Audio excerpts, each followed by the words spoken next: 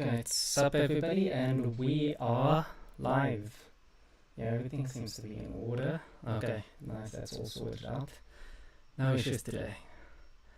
And yeah, I hope everybody's having a good day. If you see this in the recording or if you watch it live, yeah.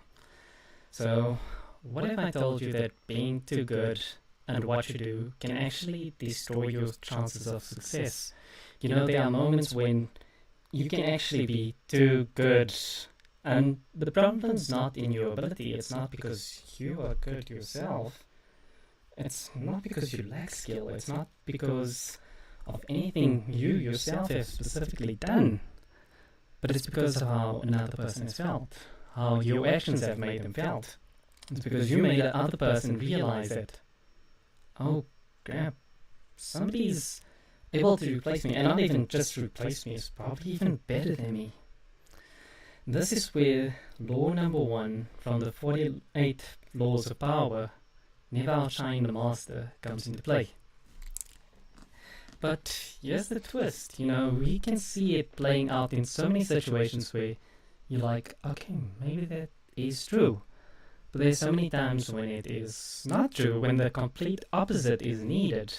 If we look in history, we look at movies, we look at so many different aspects. Even in fiction, in literature, there are times when people should have maybe followed the rule, and there's times where people should not have followed the rule. So how do you know when to use it? Because it's a law. So you would assume because it's a law you would apply it everywhere. But again, I like to think of the 48 laws of power as the 48 suggestions of power. And at the basis of all of the laws, I think the number one skill, or my number one takeaway from it is, learn to read the room. Understand the people you are dealing with. Understand the dynamics at play. Understand if you are dealing with, people that are power players, how to navigate them. And that's what this book is supposed to help. So if you saw in the first episode, the thought that the author, Robert Greene, had behind the book is he wrote it from a place of helplessness, of powerlessness. What to do in those situations when you feel like you're stripped of power. And it's also looking at how your power may be stripped away. So this first law deals with not just yourself. Again, it's the perception that you create amongst people, the way people interpret your actions, the way people feel. And, if anything, going through this book and going through this deep dive on the book, I hope that you appreciate that understanding people, understanding the emotions you instill within them is the most important element of it. Now, let's look at the first law. So I'll bring the book up here on screen, so I'm not reading here just by myself. Okay. So the first law, never outshine the master. Just give me a second. There we go. Always make those above you feel comfortably superior. In your desire to please and impress them, do not go too far in displaying your talents. Or you might accomplish the opposite, inspire fear and insecurity. Make your masters appear more brilliant than they are, and you will attain the heights of power. Now, that's not to say you should constantly be flattering them. That's the other side of the thing. If you lay it on too thick, it can come off very insincere. There is a certain element where people will look at you and be like, oh, are you just using me? You're just saying this because you want something from me? You just want to get something from me? It can come across very insincere. So there are a couple of aspects I think that are important to note with this law. So the assumptions made, number 1, always make those above you feel comfortably superior. So again, it implies there's a hierarchy, that there is somebody that is higher in the hierarchy than you, somebody that is, by virtue of their power, by virtue of their standing or whatever, is superior to you.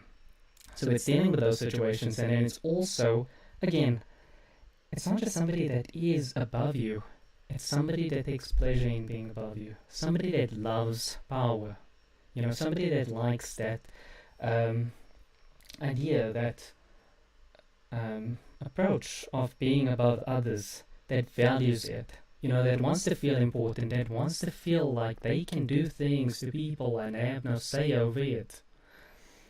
So that's a key thing. And there's two elements to it when we look at the hierarchy. Number one is ego. It's how that person feels. It's they want to feel that, well, they're serving me, that I'm important, that I am better than others. And with that comes a level of obedience that they desire from people around them. They want to feel, okay, there's certain ways that they can exert their power over others. There's certain things that will make them feel superior to others. And one of those is, if I'm more capable than you, then it means I am more powerful than you. It's not to say that it is true and the right mindset, but that is the mindset some individuals do have.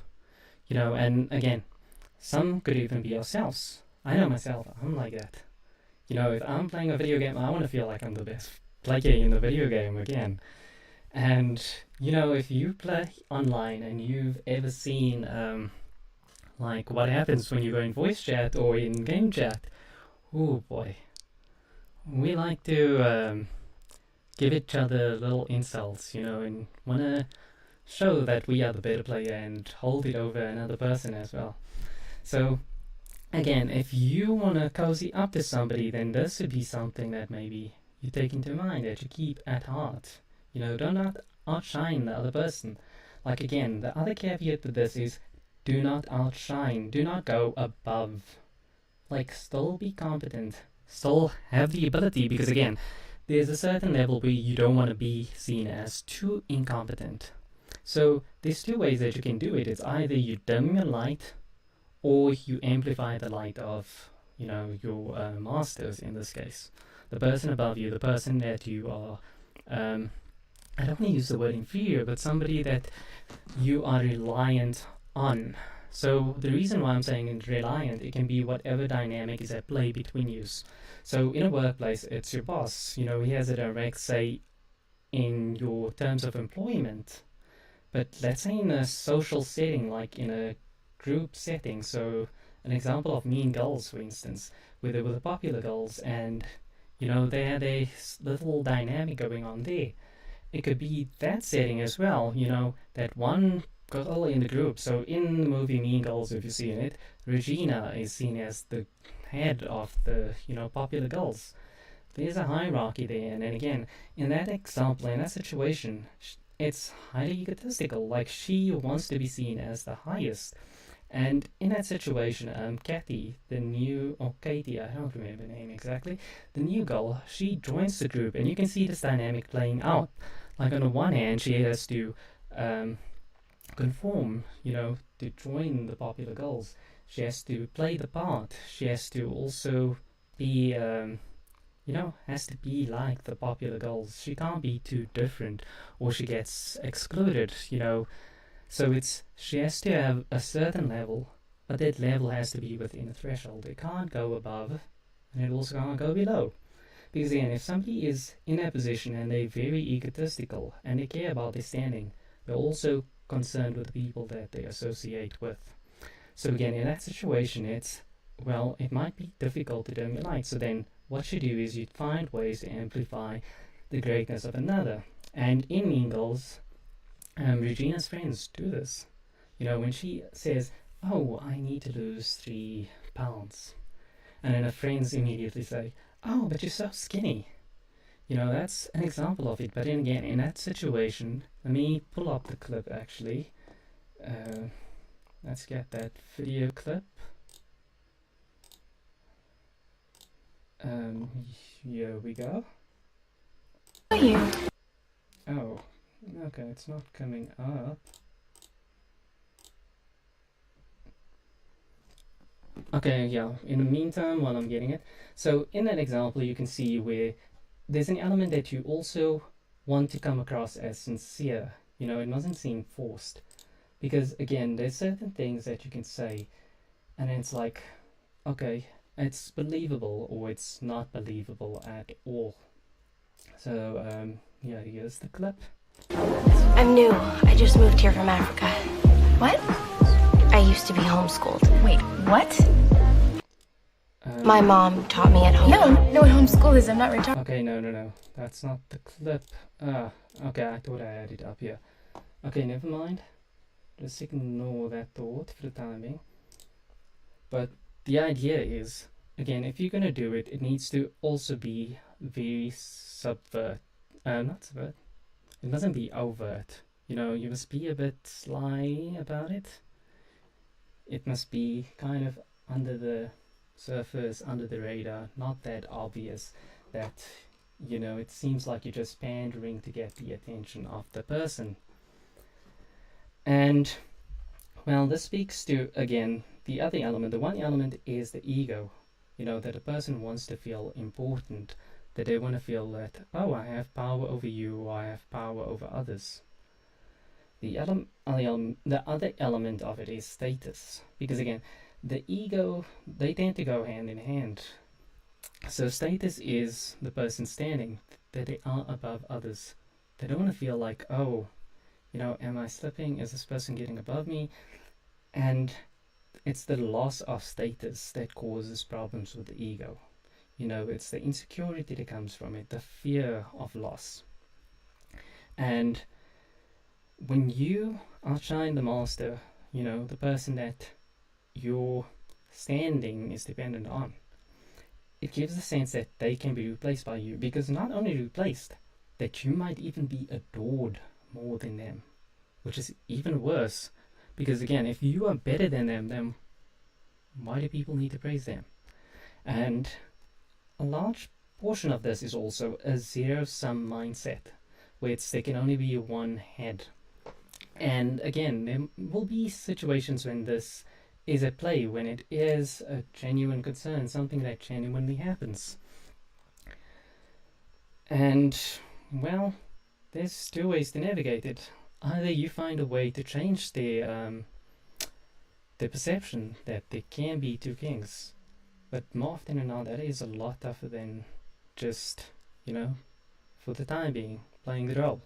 And again, these are not principles that you're going to apply in perpetuity. You know, there'll be a time and a place where it might be better. It might make sense to be like, okay, let me take a step back. Let me kind of just play it safe. I'll, you know, be low-key. And you can say this is a bit cunning, like waiting for your chance to strike. But that is an important element of it. You know, when you play poker, you don't show all your hands all at once. If anything, making it seem like you're incompetent and playing it down a bit is better in the long run. Because when that opportune moment comes and you can strike and you can go for the kill, well, you're more likely to land that finishing blow because the other person will not anticipate it. The only thing worse than facing a strong enemy is facing an enemy whose strength you do not realize, and especially when that strength is stronger than your own. So, yeah, there's two takes to it as well. Again, when you are limiting your shine, you run the risk of not showing what you are capable of. So people will definitely underestimate you. And that is something that is kind of tough to accept. You know, we want to be praised, we want to be rewarded, we want to feel recognized. And one of the consequences is you won't. But the other consequence is, well, this is a safe approach. You know, if you do go and outshine everybody else, you outshine the master, you run the risk of it all being for naught. And the other side, like again, when you break the rule, it's very risky. You're placing yourself at risk. But it will definitely accelerate your growth. And there's certain situations where one approach is better than the other. Again, let's say you are in a situation in a toxic workplace. It's better to hold your cards at hand and wait for your boss to leave or you to leave the business, you know.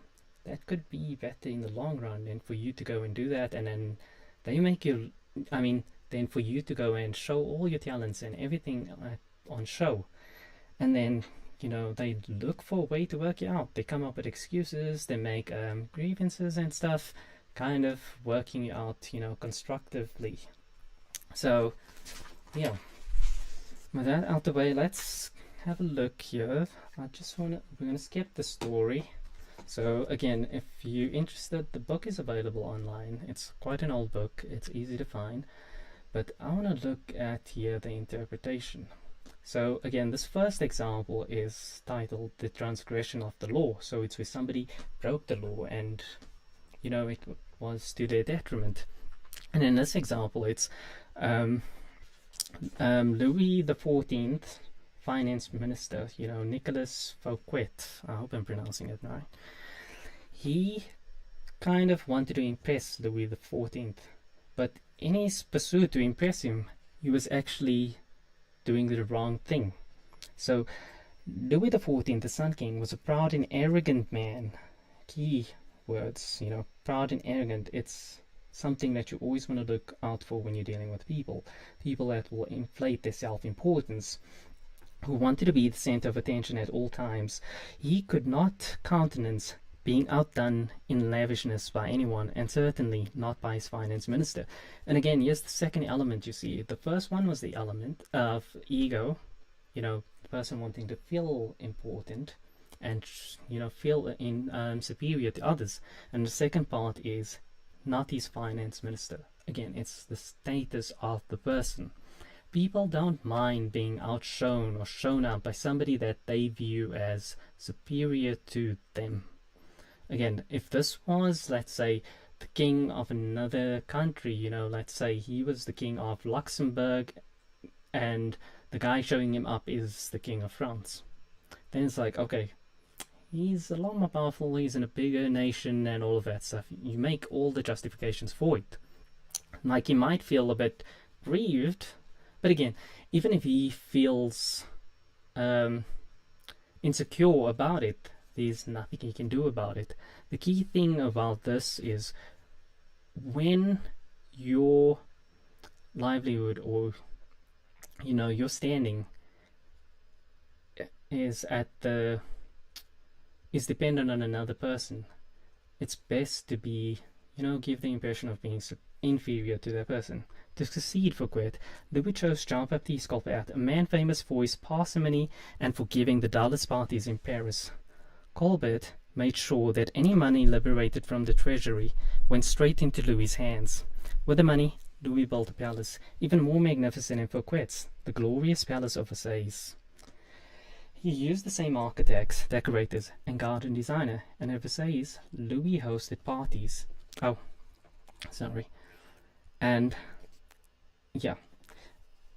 Versailles, Louis hosted parties even more extravagant than the one that cost Fouquet his freedom. And again, if you're playing this game, well, somebody's gonna, if you're gonna show what you're capable of, if it's somebody insecure, they're gonna wanna up you. They're gonna wanna not just one up you, completely destroy you. Because again, in this situation, it wasn't that he just wanted to throw a better party than what Fouquet did. He also got rid of him, took him out of his role of being the minister. And he took him out that role, and then he still wanted to show he's going to do better than him. So, again, let's jump ahead to the second last sentence of the paragraph. Louis would not admit this to anyone, of course. Instead, he found a convenient excuse to rid himself of a man who had inadvertently made him feel insecure.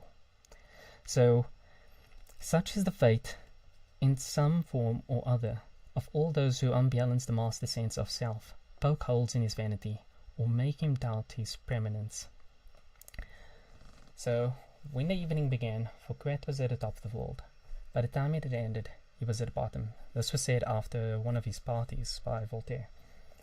And again, this law is all about dealing with insecure people, dealing with people that, again, more often than not, it would be somebody that's incompetent in some capacity or in some degree. That could be something that happens.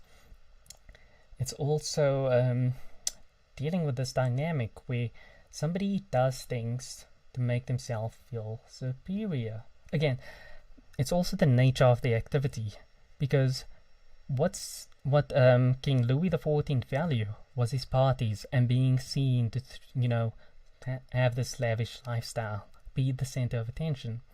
And that's what Fouquet did.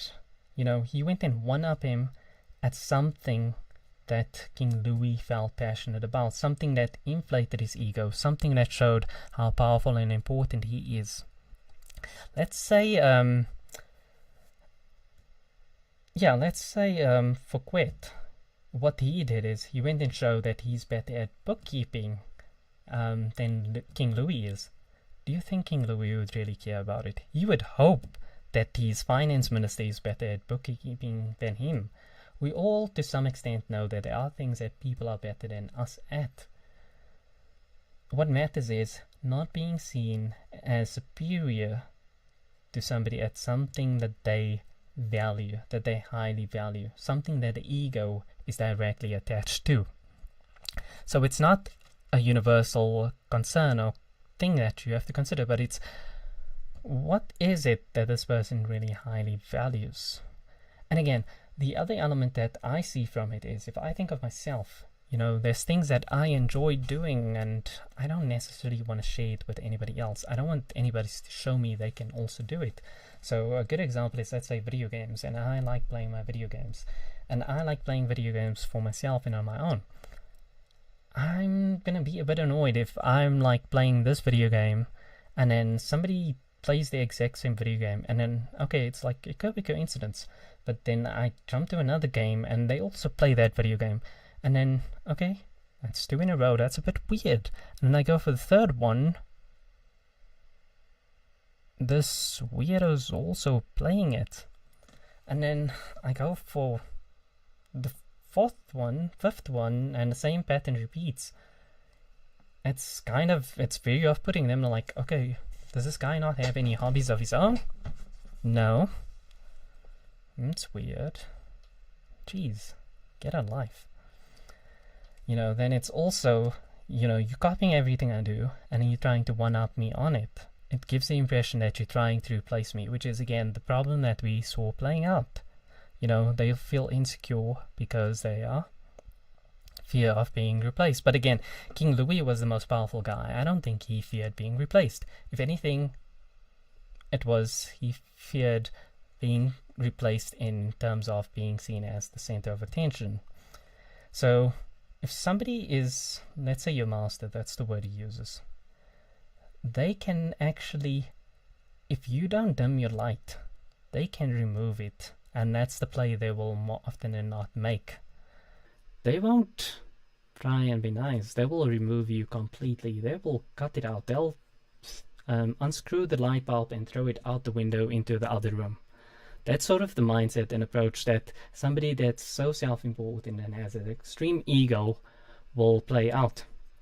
So in the book, the second example that is given, you know, where somebody actually followed this rule. So Galileo, he didn't dim his light. You know, he didn't go and directly outshine the master. What he did is he changed the game. You know, he knew, okay, in terms of science, I am a genius. You know, I can play this game. I can outthink anybody else. But he was at the whims of politicians, of people who were rich. You know, he made his living off gifts and stuff that people would give him. He relied on donations. So in that sense, he had to look at ways that, okay, if I go to a conference or something and I make myself the most important person at this venue, then that's a bit of an issue when he's relying on people to give him things for his livelihood. So he depended on the generosity of great rulers to support his research, and so, like all Renaissance scientists, he would sometimes make gifts of his inventions and discoveries to the leading patrons of the time. So, again, he saw the games that the people that he is reliant on played. He saw they were all about status. And, you know, what better way to exemplify their status than having their names tied directly to his work. Then he dedicated a book explaining the use of the compass to the Medicis. Both rulers were grateful, and through them Galileo was able to find more students to teach. So jumping ahead, just this bottom paragraph, just this last bit here. He chose the Medicis for one reason: Shortly after Cosimo, I had established the Medici dynasty in 1540. He had made Jupiter, the mightiest of the gods, the Medici symbol, a symbol of the power that went beyond politics and banking, one linked to ancient Rome and its divinities. Again, playing to the values, the people that they wanted to be seen as. So let's jump ahead to the interpretation.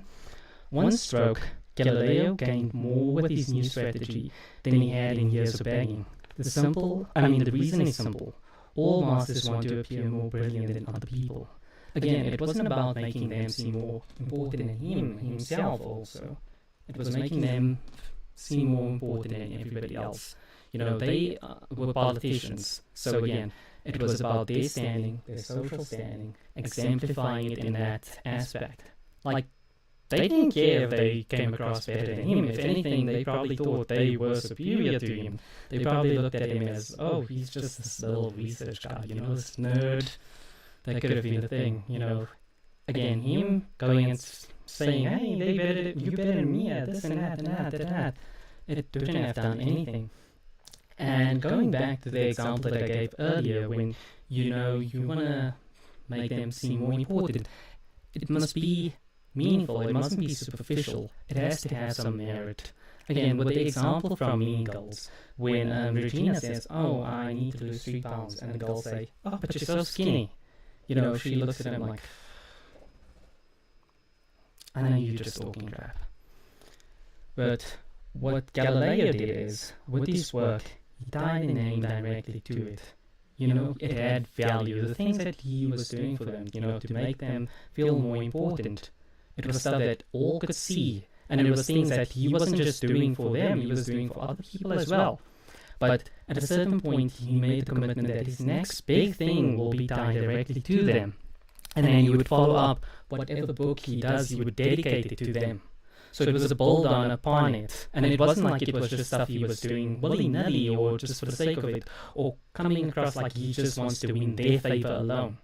No, it was he gave it meaning, like, I'm saying this and I'm giving you this recognition because I do value it, even if he maybe did not truly value it. So Galileo gave the Medicis infinitely more glory by linking the name with cosmic forces than he had by making them the patrons of some new scientific gadget or discovery. So, yeah, again, this is where you're dealing with people that highly value their power, where the power is, and the ego, and their status is directly tied to the image. It's who they are. It plays a large part of their identity. With the Medicis, they were seen as the most powerful family in Italy. Again, that was a title that they held with much distinction, like they were very proud of that title. And the first thing here, keys to power. Everyone has insecurities. Even the Medicis, there were things like, as powerful as they were, there were things about them that they were like, okay, maybe this needs more work. And that's what, what's his name? Galileo fed into. He knew, okay, there might be political players, but they also want to be seen as part of the people, like they're giving back something as well, that they're committed to discovery in scientific fields, maybe. And that's what he played on. So, yeah, this law involves 2 rules. So from there, first, you can inadvertently outshine the master simply by being yourself. So yeah, I'm not going to go through this whole example here, but there's a line here that I just want to touch upon. So again, from a few weeks later, soldiers hauled Astore Manfredi away to a Roman prison a year after that. So he was somebody that kind of did the opposite, he kind of showed up the Medicis. So Borgia, the head of the Medici family, justified the horrible deed with some sort of trumped charge of treason and conspiracy, but the real problem was that he was notoriously vain and insecure. If you cannot help being charming and superior, you must learn to avoid such monsters of vanity. And again, it was a very small thing that happened. It was just Freddy was a very charismatic person, and in a setting he went and just worked his charm, and well, it ended up going wrong. Again, there are situations where you just don't know how somebody's going to take it. So that's a caveat I would give with this example. Borgia, Manfred wasn't the only person he killed. I mean, the Borgias killed a lot of people for the most random reasons. So I'm no expert in history, and my intro to the Medici family was in Assassin's Creed in the video games. And if you played the games, you saw what Borgia Medici was like, and the actual guy was not far off from his video game representation. He literally killed anybody for just if he felt like it at a certain point. That's how extreme and power hungry he got. Now, the second caveat here, never imagine that because the master loves you, you can do anything you want. So this is where I think Mean Girls, you see it very, very prominently, and it's a really good example. I think that movie speaks very well to this what's the word I'm looking for, to this law. Because again, when Kathy gets to the school, she's like the new kid in the school. She has a blank slate, and then she first joins like the outcast group, but then Regina talks with her, and let's go to that scene. You'll see she actually was very interested in her and intrigued by her. So, yeah. So you've actually never been to Why don't I know you? First interaction. I'm new. I just moved here from Africa. What? I used to be homeschooled. Wait, what? My mom taught me at home. No, I know what homeschool is. I'm not retarded. So you've actually never been to a real school before? Shut up. Shut up! I didn't say anything. So if you're from Africa, why are you white? Okay, why is she white if she's from Africa? Good question.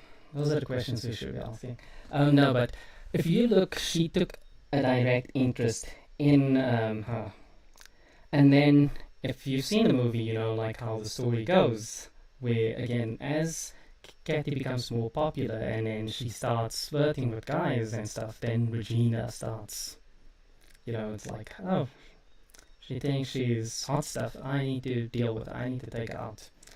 And, just because you're on good terms with somebody does not mean you're always going to be on good terms with them. Things work in dynamics, not statics. That's an important aspect here. And this is something that you can see playing out very prominently in a workplace setting as well, where you have this amazing boss and you're loving your life at this new company that you find yourself in. But again, that might be in times of, in good times, in fair weather moments. And there might be moments where things happened and stakes change. It's very common in those sort of settings where, okay, a boss acts one way, but then company policy changes, or there's pressure on the boss, and then suddenly the personality changes and switches. And then it's survival mode. Instead of just being the same person that they've always been, they are very much concerned for their own well-being and, their standing. So then, again, you might be made a scapegoat, because that happens very often.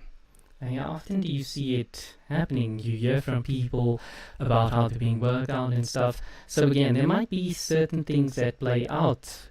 It could also be that maybe the boss gets corrupted. You get, the old expression, one bad apple ruins the bunch. That is also a dynamic that might come out in play. So again, those are unusual circumstances that I think it's like you cannot account for. So this is where I think this law falls flat on its face.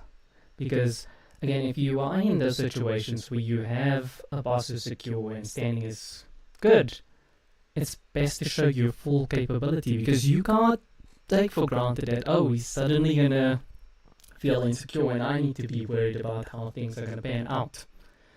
So there's that sort of elements and things behind it where you can't always be thinking like this, like maybe have it in the back of your mind and think, okay, what's going to happen if I do this? What could be the unintended consequences? But should not be something that you're so fixated on that it consumes you fully. And I'm going to go through a couple of examples that I think where you can see the exact opposite is true, where you need to show your true capabilities. You need to go above and beyond to show what you are capable of. Off the top of my mind, an example is Steph Curry. Steph Curry was a small kid. Everybody undermined him and he was doubted. He had to go and show that he's this amazing shooter, that he's literally the best shooter, to change the mindset behind him. If he had to follow this sort of approach and dim his light, or go and overinflate somebody else's ego, and say, oh, might be good at threes, I'm kind of okay, I'm better than everybody else. But have you seen this guy, the way he drives to the rim? No, again, if he had to go and play onto that, then it's kind of okay, then maybe we should, focus on that guy driving to the rim. Or praising the coach, oh, no, we only win because of the coach's tactics. I mean, if you've ever seen Steph Curry, especially at his peak, he was a very chauvinistic guy. You would throw the ball, spin around, do a little dance, you wouldn't look. He showed, I am the best and I know it. Nobody's going to do what I can do. So that is an example of a situation where you need to show what you are fully capable of. And again, a place where I do see it definitely being the case that you have to show the full extent of it is when you want to make some sort of change. So this approach where you do not outshine the master, it's that you want to maintain the status quo. You want to keep things the way they are. Okay? And you are fine with the consequences of it staying the same way it is. Because, again, if somebody wanted to overthrow the Medici's, they would directly challenge them. You would show, oh, I'm better than him, I'm capable of more, and then you would make sure, and you need to protect yourself in that situation, because again, there are consequences for it. You are putting a target on your back. This approach is all about survival, the first law, do not outshine the master. It's all about survival. It's all about, making sure you do not get taken out of the game. So, yeah, I just want to go to this part here. The sentence. Never take your position for granted, and never let any favors you receive go to your head. Again, one of the ways that you might feel this, that you might be deceived into showing your hand, showing you what you're capable of with somebody who's insecure is another thing that happens, and this is very prominent in research as well, and in business.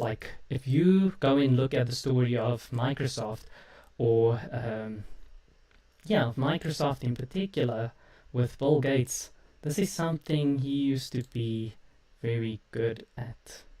Where he would be on good terms with people, and he would kind of give praise, but it was more like he gave praise to lower their guard. And when he gave the praise, he would want people to show what they are capable of, what they will do, what they're gonna do, so that he could steal the ideas. That's one of the things or one of the reasons that I would say dim your light. Be very selective of how you show what you are capable of. Because, again, there are times when people will use you. They will see what you are capable of. They will look what you want to do or whatever. And they will use it as an opportunity to further their own agendas. They would look, okay, oh, that seems good.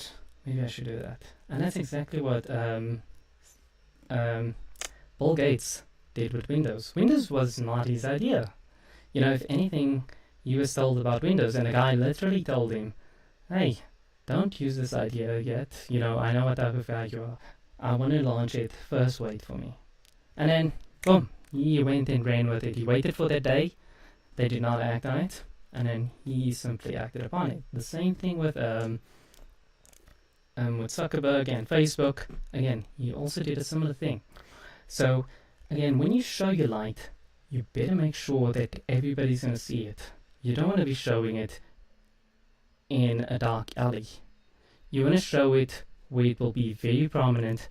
It cannot be outshone by another. So wait for the right time. That is how I would interpret this law. And he kind of mentions it here at the end, in the reversal that we'll get to. He calls it the reversal. But there are certain times when it's probably not best. Some masters are genuinely good. Some people, some mentors want to see you succeed. Some people do want to see the world grow. Some people do indeed have a plus-sum mentality. Where they believe I can win and you can win, we can all win together. We can win in our own games, we can win in our own right. If anything, this book should also serve as a warning for yourself. These are the type of personalities that you can adopt. You run the risk of being this tyrannical master who becomes very egotistical, and well, it's not going to be pleasant for you or for others. Because again, if you look at this, imagine you are the master and people around you have to dim their light. They can't show what they are truly capable of. As much as you might feel insecure, it can be like, okay, am I really committed to growth? Am I getting all that I can out of people? So it's also limiting yourself. It's limiting your capabilities as a leader. Sometimes a leader also has to step back. You can't be a leader forever. There will be a moment where you need to be a leader. Again, if you think about having kids, let's say you become a father, you're not always going to be physically more capable than your son. You are aging, you are getting older, your muscles are starting to go, they're shrinking. And, when you have your kid, he's very small, he's very young, he's dependent on you at first.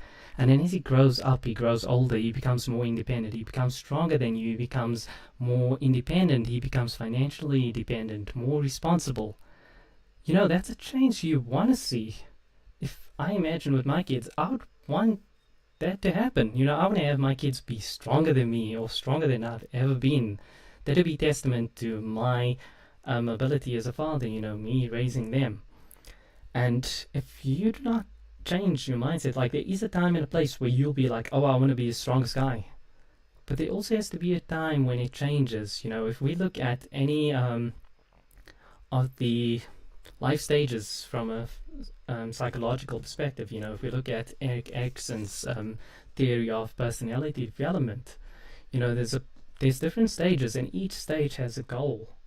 And there's a certain stage where you need to be more what's the word I'm looking for? Like, you have to change from being the athlete who wants to be the best to being the coach, in the careers of sportsmen. And that's going to be the type of thing that you have to make peace with. And a good master will be accepting of it. A good master will know that, if I don't pass over the hand over the reins, whatever I'm doing, it's gonna die out. There's gonna be atrophy. And yeah, a master who cannot bestow on you gifts of his experience may direct rancor and ill will at you instead. And that's, again, if we look at the change of phases, there will be a time when the master, that's one of the gifts you can give. But what happens is, if you do not make the change, you become bitter. It's not just what the person's doing. It's that insecurity overwhelming you, consuming you, that you just want to hold on. It's, again, maintaining the status quo. It's preserving your ego. It's keeping you feeling the way you feel, this feel-good feeling, which is a dangerous and toxic thing. And, well, something here that I don't quite agree with, again, make it clear that your advice is merely an echo of his advice. Again, it's kind of insincere. There's got to be a certain point where you have to be like, do I really want to do this or not? It's a decision that you have to make very consciously. So just to close off here with the reversal, you cannot worry about upsetting every person you come across, but you must be selectively cruel. If your superior is a falling star, there is nothing to fear from outshining him. Do not be merciful. Your master had no such scruples in his own cold-blooded climb to the top. Gauge his strength. If he is weak, discreetly hasten his downfall.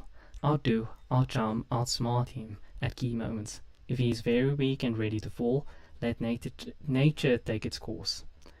Do not risk outshining a feeble superior. It might appear cruel or spiteful, but if your master is firm in his position, yet you know yourself to be more capable, bide your time and be patient. It is the natural course of things that power eventually fades and weakens. Your master will fall someday, and you will play it right. And if you play it right, you will outlive and someday outshine him. So again, that's where I think it speaks to. It's all about survival. It's all about just staying in that game for the time being. And one of the things that stands out to me, it's a revenge mindset. It's, well, I'm doing this because, again, he was very cruel to me, so it's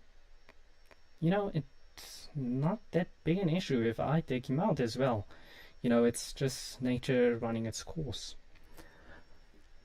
One caveat I would make to it is, if that's your approach, and it's you biding your time, waiting for him to fall, just as he waited for another to fall, what's to say the same thing's not going to happen to you? What's to say that nobody else is seeing this and watching it and being like, well, that's how you got to the top, so you're not going to have any sympathy when you fall. Again, the old expression, 2 wrongs don't make it right. It makes you go backwards, is what I say. Hey, and that's what I see playing out with this approach. Again, people will see it, especially if it happens very quickly afterwards. It can kind of seem like, oh, you've been waiting for this all along. Oh, did all of this really happen, or did you have a hand in it? Even if you did not have a hand in it at all. Again, this is all about people's perceptions. It's going to make it come across like you are the scheming, conniving individual. And what's the only thing that's worse than cruelty? It's deception. Hey, people feel a lot more bereaved by somebody who comes across as the nice guy, but then screws everybody over the guy that's just a flat out douchebag all the time, that is miserable with everybody. People would rather take that guy that's crap all the time over somebody who's nice and then suddenly is this plotting mastermind in the background waiting for everybody to make moves to get his power. So that's a thing I would be cautious against. If anything, in that time when you are, if you are dimming your light and you're biding your time, work on your craft. If you really do want to challenge, it's best to challenge somebody. Again, the example he gives here is, you don't want to beat a dead horse. You want to challenge when somebody still has their full facilities, their full faculties, they're fully capable, where you are able to just outgun them outright. You're able to overpower them, you're able to do everything. But again, this can be tough when you're dealing with hierarchies, political games. In those situations, again, I'm not the expert on it, but that's also not a game I would personally want to play. So that is not somewhere where I can say, hey, this is where I think this law should be applied. That is one caveat I would give from my perspective. Mine is, if you're going to dominate, you need to make sure it's like, if it's, let's say, in a sports or something. Yeah, so in sports, the example I'll give is Steph Curry again. Steph Curry is a different player, or now it's pretty much the standard in the NBA. But at a time when he's come up, threes weren't a big phenomenon in the game. It was kind of a niche thing that some players and some teams would do. He needed to show that he is this amazing shooter, and he had to prove it time and time again. And this is where you see it being beneficial to show your full capabilities, is when you want to make a change. You know, there was a set way of playing. You know, point guards had to be the facilitator of play. They weren't typically your high-scoring players. You know, if anything, they would be the player that has the most assists on the field. He came around and switched it up. I mean, Steph Curry would shoot from anywhere, and then the showboating was just to complement it and feed into it as well. And, you know, another example is from Black Panther. Let me bring up that scene with Killmonger, when he goes and he challenges T'Challa. You know, when he comes back in. Alex Stevens, an American black operative. A So he came mercenary in and nicknamed asked, Killmonger. tell me That's who who I you am. are. Tell me It's my not my name, princess. Ask me, king. No. Oh, crap, I thought I have it on screen. Sorry about that. Okay, yeah. Sorry. Ask who I am. You're Alex Stevens, an American black operative. A mercenary nicknamed Killmonger. That's who you are. That's not my name, princess. Ask me, king. No. Ask me. Take him away. Ungumani, Indingu Injadaka, Unyanaka Njogu. Huh? Unyanaka Njogu. I found my daddy with Panther claws in his chest. You ain't the son of a king, you are the son of a murderer. We have see son. Lies. I'm afraid not, Queen Mother.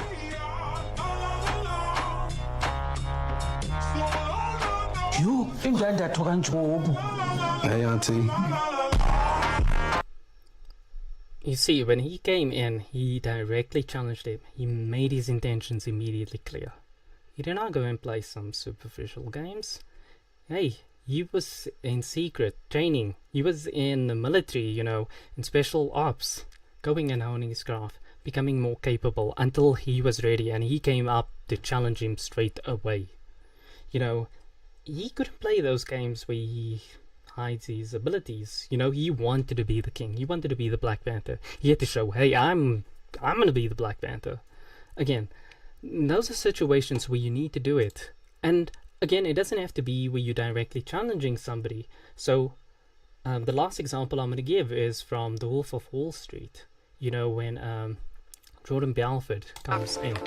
John, one And he thing I makes can the play. promise you, even in this market, is that I never ask my clients to judge me on my winners. I ask them to judge me on my losers because I have so few. And in the case of Aerotime, based on every technical factor out there, John, we are looking at a grand slam home run. 4,000, that'd be 40,000 shares, John.